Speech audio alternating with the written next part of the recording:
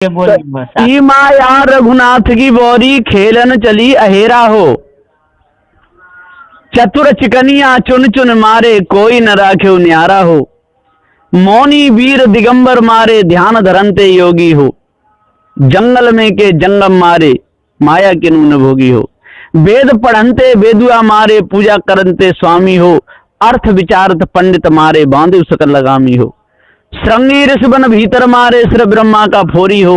नाथ मछंदर चले पीठ दे सिंगल हुमे बोरी हो। साकट के घर करता धरता हर भक्ता के चेरी हो। कहीं कबीर सुना हो संतो ज्यों आवे त्यों फेरी हो। अब पुराया तो सदगुरुदेव जी कहते हैं कि ई माया रघुनाथ की बोरी। रघुनाथ का है उनको, राम को, रघुवंशी रघुकुल में पैदा होने वाले, और उनकी माया कहिए सीता। वो रावण के रूप स्वरूप को देख करके मोहित हो गई थी। न रावण की कोई हैसियत नहीं थी तो सीता को उठा करके ले जाता।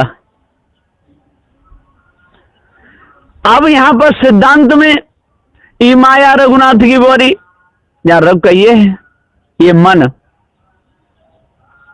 रघु मन को कहा गया। ये माया रघुनाथ की बोरी, ये मन क्या है? ये शरीर है, और इसका नाथ कौन है? मन का। जीव ही है, बिना जीव के नाथ कौन होगा? और ये ही मन को इधर उधर दौड़ाता रहता है। जीव अपने आप को भूल गया है और मन के चक्कर में फंस गया है। ये माया रघुनाथ की बोरी। रघु कहिए इंद्रियां, रघु इंद्रियों को कहते, और नाथ कहिए इनका मन, और रघु कहिए मन तो नाथ कहिए जीव। तो सदगुरुदेव जी कहते हैं रघु यदि मन को कहा जाए तो नाथ जीव है, चेतन जीव, और रघु इंद्रियों को कहा जाए तो नाथ इसका मन है। पर इंद्रियां भी जड़ हैं, मन भी जड़ है। बिना जीव के सत्ता के इंद्रियां चल नहीं सकती, मन चल नहीं सकता है। तो ई माया रघुनाथ की बोरी खेलन चली अहेरा हो। ये जीव अपने आप को भूल जाता है, तब नेत्रों से देख के बुरे कर्म करता है, शिकार खेलता है। नेत्रों के द्वारा शिकार खेलता है, ये कानों के द्वारा शिकार खेलता है, जिह्वा के द्वारा शिकार खेलता है, हाथों के द्वारा शिकार खेलता है, पैरों के द्वारा शिकार खेलता है। उल्टे सीधे कर्मों में फंस जाता है, और जिधर चिपक देखता है, जिधर मौज देखता है, जिधर रस देखता है, उधर ही चला जाता है। तो सदगुरुदेव जी यहां पुकार के समझाते हुए कहते हैं कि ई माया रघुनाथ की बोरी, और खेलन चली अहेरा हो। चतुर चिकनिया चुन चुन मारे कोई न राखे न्यारा हो। और बड़े बड़े चतुर मार डाले जिस माया ने। नारद जैसे नहीं छोड़े, उनका भी मुख कर दिया था काला। बंदर का तो कहते बंदर का बना दिया, विष्णु ने बंदर का दे दिया, जो सब भूल है। बंदर का मुख का मतलब उनकी वृत्ति बिगड़ गई, विचार बिगड़ गए। कहां अखंड बाल ब्रह्मचारी थे। राजा शीलनिधि की बेटी को देख करके उनके मन में वासना आ गई। इसी को कहते हैं मुख बंदर का। तो ई माया रघुनाथ की बोरी खेलन चली अहेरा हो। चतुर चिकनिया चुन चुन मारे। और देखो जंगल में श्रृंगी ऋषि भी नहीं छोड़े, वो भी पकड़ लिए माया ने। और चमर ऋषि भी नहीं छोड़े, वो भी पकड़ लिए माया ने। और विश्वामित्र तक नहीं छोड़े, वो भी पकड़ लिए माया ने। मेनका उनको ले गई। तो सदगुरुदेव जी हम पुकार के समझाते हुए कहते हैं कि चतुर चिकनिया चुन चुन मारे कोई न राखे न्यारा हो। और जिसने माया की तरफ लक्ष्य किया, जिसने वासना को जगाया, और जिसने त्याग भेष में नारी को साथ में रखा या उनके साथ में डोला, तो समझ लो कि तन से नहीं बिगड़ा तो मन से तो वो बिगड़ ही गया। दो प्रकार से बिगड़ना होता है, एक तन से और एक मन से। तन कहिए इंद्रियों से स्वयं भोग करके, और एक मन में बुरी वासना रखने से। जो मन में बुरी वासना ना आने दे वो तन से बच सकता है, और जिसके मन में बुरी वासना आ गई, गंदी वासना आ गई, तो वो तन से बच नहीं सकता। चोरी की भावना जिसके अंदर आ गई तो कभी न कभी वो चोरी जरूर करेगा। हिंसा की भावना जिसके अंदर आ गई तो कभी न कभी वो हिंसा जरूर करेगा। और व्यभिचार की भावना जिसके अंदर आ गई वो कभी न कभी जरूर करेगा। इसलिए सावधानी बरतनी पड़ेगी, मन को निर्मल रखना पड़ेगा, सभी प्रकार के विकार दूर करने पड़ेंगे। चतुर चिकनिया चुन चुन मारे और कोई न राख्यो न्यारा हो, मौनी वीर दिगंबर मारे ध्यान धरनते योगी हो। मौनी तक नहीं छोड़े, मौन को धारण करने वाले वो भी पछाड़ दिए माया ने। बड़े बड़े ज्ञानी थे, कपिल जैसे तपस्या करने के लिए बैठे, है ना, दत्तात्रेय जैसे ये सब मौनी थे। नारद भी मौन धारण करके बैठे तपस्या पर, विश्वामित्र ने भी बहुत तपस्या की, ये कोई कम नहीं थे। दुर्वासा ने भी की, पर क्या हाल हुआ दुर्वासा का। तो मौनी वीर दिगंबर मारे, और बड़े बड़े वीर वो भी नहीं छोड़े। बहुत बड़े हनुमान, बहुत बड़े योद्धा थे। उनका भी कहते हैं, उनका भी पुत्र था मकरध्वज। अब मकरध्वज मछली से तो नहीं हो सकता है, या तो गुपचुप में उन्होंने शादी फादी कर ली, बच्चा पैदा कर दिया, और जब पता चला तो कहते मछली नील गई थी, पसीना समुद्र में, इससे बच्चा पैदा हो गया। तो सदुदेव बहुत बड़े वीर थे, बलशाली। तो सदुदेव जी पुकार मौनी वीर, बड़े भीष्म पितामह जैसे बहुत बड़े बड़े वीर थे जी। हनुमान, कर्ण, अर्जुन, ये बहुत बड़े वीर थे। इनके मारे धरती चलती थी, नाम सुन के ही लोगों के होश खराब हो जाते थे। दुर्योधन भी कोई कम नहीं था, राजा प्रिय भरत कोई कम नहीं थे, राजा सगर कोई कम नहीं था। मौनी वीर दिगंबर मारे ध्यान धरनते योगी हो, और ध्यान धरने वाले योगी भी पछाड़ दिए, ये एक भी नहीं छोड़े।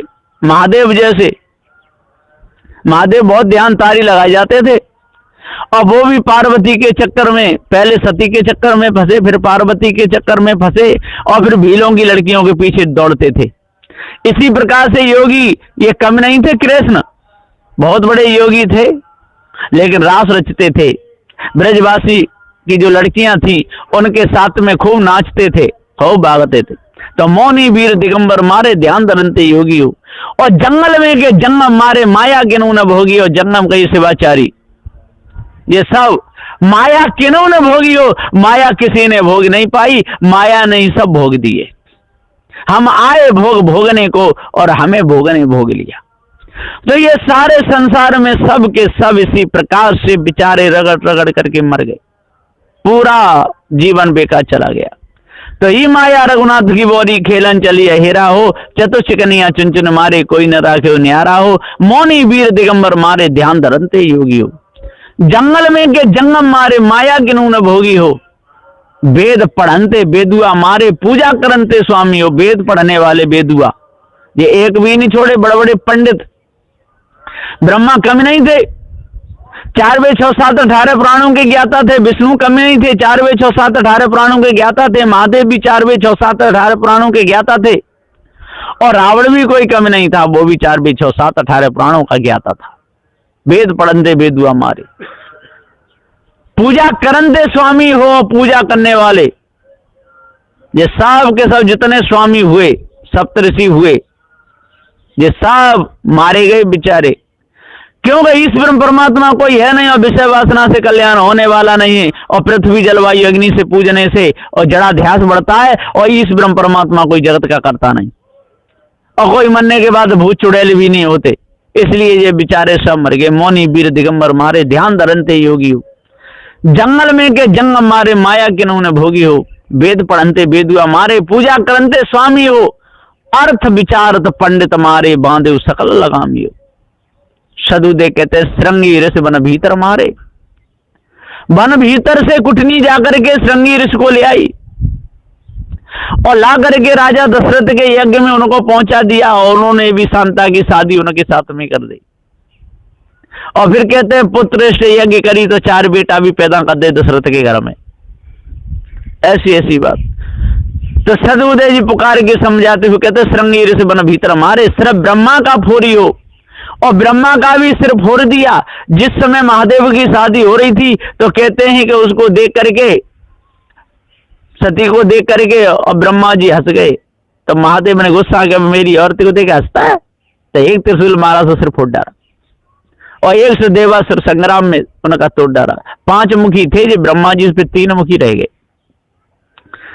तो श्री ब्रह्मा का भोरी हो तो नाथ मच्छंद्र चले पीठ दे सिंगल में बोरी हो। और मच्छंद्र नाथ बहुत बड़े योगी थे, तो गोरखनाथ के गुरु जी थे। सिंगल द्वीप में जाकर के और वहां पर रानी पिंगला को देख करके, कमलापति रानी को देख करके मोहित हुए और वहां पर पकड़े गए, विषय वासना में फंस गए। तब जाकर के गोरखनाथ उनको छुड़ा करके लाए। ऐसी कहानी लिखी हुई है। गोरखनाथ तपस्या कर रहे थे, ऊपर से जालंधरनाथ उड़ करके गया, कानिपानाथ जब उड़ के गया तो योग शक्ति से नीचे गिरा लिया। तो वो बोला, अच्छा इतनी हिम्मत तेने मेरे को गिरा लिया, बहुत बड़ा सिद्ध बनता है। गिरही गुरु चेला अवधूत। हवा में तो सीधा ही आए, कथनी कथे का माँ की चूत सीधा। तो सदगुरुदेव जी पुकार के समझाते हुए कहते हैं कि ये सब के सब ऐसे ही रहे। तो श्रृंगी ऋषि बन भीतर मारे, श्री ब्रह्मा का फोरी हो, नाथ मच्छंद्र चले पीठ दे और सिंगल में बोरी हो। साकट के घर करता धरता हर भक्ता के चेरी हो। साकट देखो जितने जी बुरे कर्म करने वाले, शराब पीने वाले, मांस काटने वाले, और सबके घर में यही गति हो रही है। साकट के घर करता धरता हर भक्ता के चेरी हो। और जितने भी हरि के जो भक्त हैं इनके घर में चेरी बैठी हुई है, चेली बैठी हुई है। भागवत पढ़ रहे हैं, ऊंचे मंचों में बैठ कर, बड़े शास्त्री बने हुए हैं, चोटी में गांठ लगा लेते हैं और घर में कीर सरिस वाणी पढ़े और चाहत खाड़ और मन राखें बैराग में और घर में राखत प्राण। तो सदगुरुदेव जी पुकार के समझाते हुए कहते हैं कि ऐसे ऐसे हैं इस सारे संसार में बड़े घिनौने कर्म करने वाले और बड़े तपस्वी ऊंचे मंचों पर बैठे हुए। उनको देख करके लोग ज्यादा आकर्षण लोगों का होता है और जाकर के उन्हीं के चरण पूजते हैं। तो जिसके चरण पूजे वो तो नरक में है ही है, और पूजने वाला भी उनके कहीं पे चलेगा तो वो भी नरक में जाएगा, बचेगा नहीं। तो सागर के घर करता धरता हर भक्ता के चेरी हो। और कहीं कभी सुनो हो संतो, ज्यों आवे त्यों फेरी हो। सदगुरुदेव जी पुकार के कहते हैं कि बड़े बड़े बादल उठते हैं, जब साधु बनकर के मनुष्य निकल जाता है तो उससे घर से बड़े बड़े फोन आते हैं। आजकल तो, पहले फोन नहीं थे तो पत्र आते थे, आजकल तो फोन आते हैं और जो उसमें बहता नहीं वो बच जाता है। कहीं बहन की शादी का फोन आ रहा है, कहीं बेटी की शादी का फोन आ रहा है, कहीं नातनी की शादी का फोन आ रहा है, कहीं बेटे की शादी का आ रहा है, कहीं नहीं आपके बगैर काम नहीं चलेगा, आप तो आ जाओ, केवल बैठे रहना, कुछ भी नहीं करना। इन शब्दों को सुन करके बड़े बड़े ज्ञानी, बड़े बड़े ध्यानी बह जाते, सीधा मुख हो जाता है, परमार्थ की तरफ पीठ हो जाती है और संसार की तरफ मुख हो जाता है। तो सदगुरुदेव जी पुकार के समझाते हुए कहते हैं कि जब तक त्याग और वैराग को धारण नहीं करेंगे, जब तक त्याग और वैराग से नहीं चलेंगे, तब तक मन के विकार नहीं मिट सकते, मन की वासना नहीं मिट सकती। मन में नाना प्रकार के बादल उठते रहते हैं, काम के, क्रोध के, लोभ के, मोह के, आशा के, तृष्णा के, छल के, छिद्र के, कपट के। तो सदगुरुदेव जी पुकार, और कोई कोई तो क्या कहते हैं कि हम अपनी लड़की की शादी में गए तो भेष हमने उतार के रख दिया, कंठी रख दी तो भेष की लाज रख दी और उतार के तब हमने कन्यादान लिया था। अरे भेष उतारते ही, कंठी उतारते ही उसी समय खंडित हो गया, भेष खंडित हो गया और वो साधु पद से भी गिर गया। तो सदगुरुदेव जी पुकार के समझाते हुए कहते हैं कि त्याग वैराग की लाज रखनी चाहिए, विवेक और विचार से रहना चाहिए। जो विवेक और विचार से रहता है और त्याग वैराग की लाज रखता है तो त्याग वैराग उसकी भी लाज रखता है। और जो संसार में त्याग वैराग से रहता है, भक्तों के दिए हुए अन्न को खाता है, भक्तों के दिए हुए पैसे को लेता है, खून पसीने की कमाई को खाता है और जरा भी गड़बड़ करेगा तो वो सूकर, कुकर, बिल्ली, बंदर, मसा, मखारी, हाथी, घोड़ा इन खानियों में जाएगा। इसलिए उस पैसे का सदुपयोग करना चाहिए, दुरुपयोग नहीं करना चाहिए, विवेक और विचार से रहना चाहिए, इंद्रियों को बस में रखना चाहिए। तो ये कहरा नंबर 12 था और इसका मैंने अर्थ बताया। वैसे तो इसका अर्थ बहुत लंबा है, यदि पूरा सही ढंग से किया जाए तो कम से कम एक दिन पूरा भी लग सकता है, एक दिन पूरा भी ना हो। तो ये जल्दी में और बढ़िया और सही सीधा सरल अर्थ बताया है। और जो भी इस भेद को जान लेगा, इस अर्थ को समझ लेगा तो उसके अंदर से कालमा मिट जाएगी और सभी प्रकार का रोग भी मिट जाएगा। बस इन्हीं वचनों के साथ में मैं अपनी वाणी को विराम देता हूँ। बोलिए श्री सद्गुरुदेव की जय।